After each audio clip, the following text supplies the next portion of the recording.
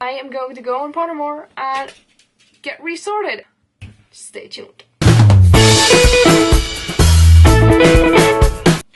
Okay, so one of the absolute first thing most people learn about me when I meet new people is that I'm a huge Harry Potter fan. So, since it's September 1st, aka gotta get back to Hogwarts Day, I thought it'd be a good idea to do something that I've actually been wondering about for ages. When I was a teenager, I was one of those kids that whose Hogwarts house was like a huge part of just who they were. It was on every profile I had online. My Hogwarts house was really important. At least 60% of my identity was being a Slytherin. I took the Pottermore Slytherin quiz immediately, and I was incredibly validated in the fact that I got Slytherin on my first try, unlike a lot of my friends. Harry Potter and Slytherin has always been a huge part of just who Helga is. But that being said, one of my main issues with the world of Harry Potter in general and how it's put up is the sorting system. Basically, people change. Personalities aren't set in stone. It's not like who you are at 11, who you are at 17, who you are at 24, 30, all of these ages, your entire life, you're changing. It's not the same. So the way Hogwarts does its housing system, based on a kid's personality at 11, and personality and their core values and all of that, it just doesn't work because people change. And what you value, who you are, how you see yourself at 11 shouldn't define who you are for the rest of your life, like it does in the Harry Potter world. You can't take an 11-year-old and just tell him, okay, this is your tiny little box now. You live here. You are brave, you are daring, you are chivalrous. You're a Gryffindor. This is who you're gonna be for the rest of your life. You have to give people, especially kids and teenagers, and just everyone, space to grow, to put them in new situations. Let them interact with people who haven't been in the same situations as them. You gotta encourage this thing to let them grow and evolve and become a better person. You can't just take this group of kids and be like, okay, so you guys enjoy learning and you're pretty intelligent. Okay, so you go here, and then all of the nice ones and the kind ones and the not asshole ones go here, and you have to blend it. You have to mix it. You have to give them space to grow and So that's where this video is gonna come in.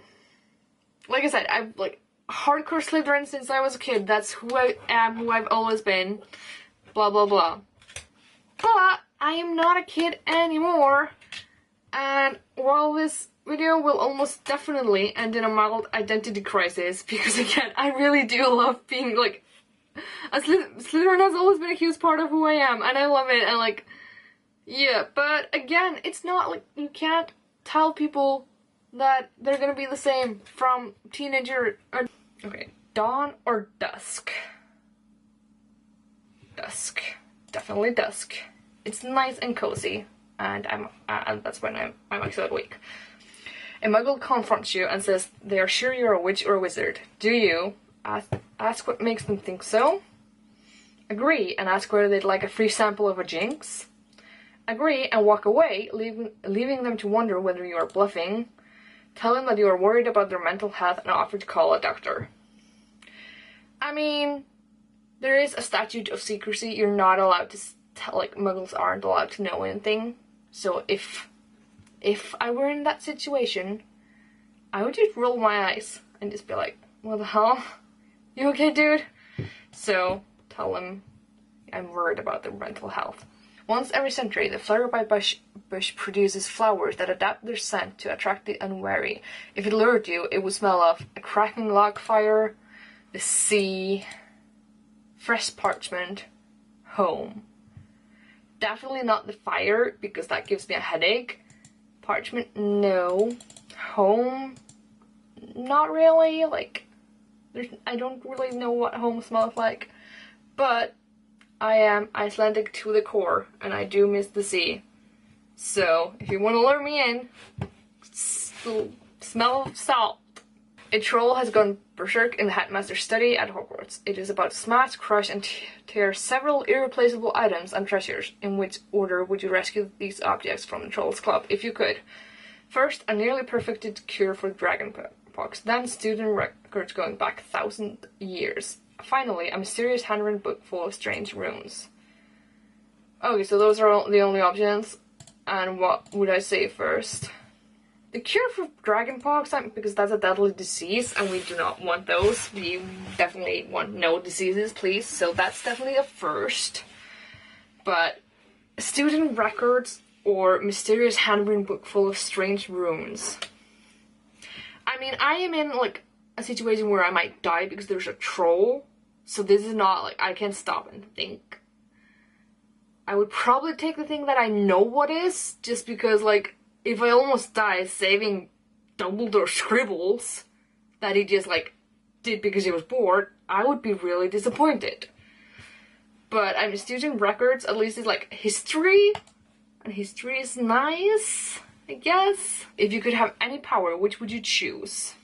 The power to read minds, the power of invisibility, superhuman strength, speak to animals, change the past, or change your appearance at will. I don't even remember what the first one was. Read minds, invisibility, superhuman strength. Here's the thing. I would love to be able to read minds or be invisible. That would be invisibility would be great for my anxiety because I wouldn't have to deal with people. And to read minds, I want to know what people are actually thinking because people don't say what they think, and I want to know. But I would give literally anything to be able to like know that Hugo understands me, and to be like, I don't even need to speak to him, just to know like what's going on in his head. So I'm going to go with Hugo. You were sleeping, I'm sorry. Okay. What are you thinking? Tell me. Hugo, I love you. Do you love me? Hugo. See, I want to know what's going on in his little head. So we're going with speak to animals. Maybe one day it'll come true. Maybe one day. I'll know what you're thinking. I mean, we all know what he's thinking right now. Sorry, baby. If you were attending Hogwarts, which pet would you choose to take with you? Tabby cat. That's a lot of options. Fuck me. Siamese cat. Ginger cat. Black cat. White cat. Tawny owl. Screech owl. Brown owl. Snowy owl. Barn owl. Oh, Jesus, how many options are there? Barn owl. Common toad. Natterjack toad. Dragon toad. Harlequin toad. Three-toed tree toad. That is a horrible name. Three-toed tree toad. Three-toed tree toad. Three-toed tree toad. I can't say that. Three-toed tree toad. Three-toed tree toad. Three-toed tree toad.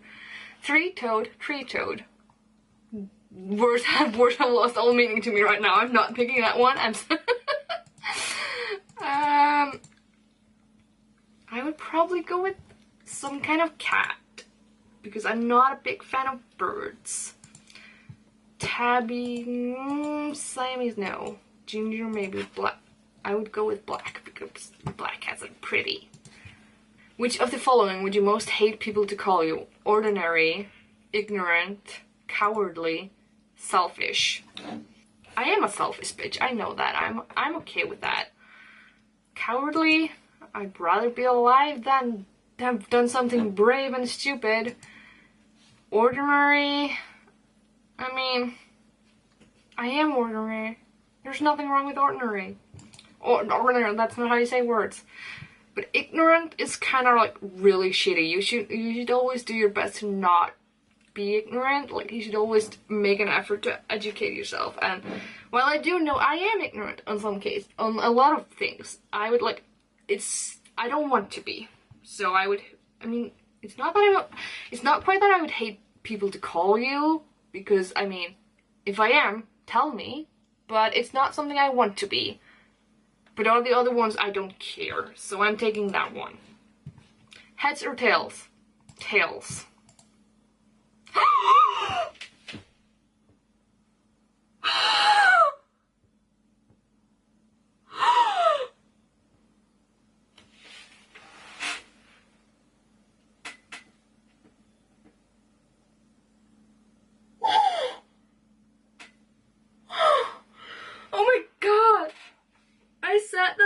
might be like an identity crisis, but holy shit, that...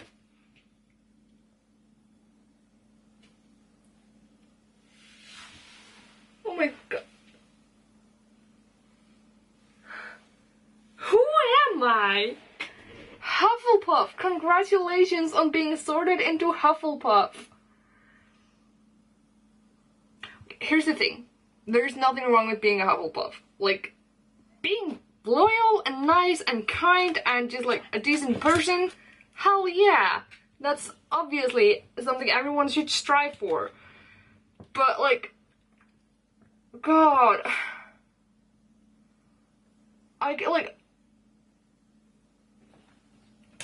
oh my god.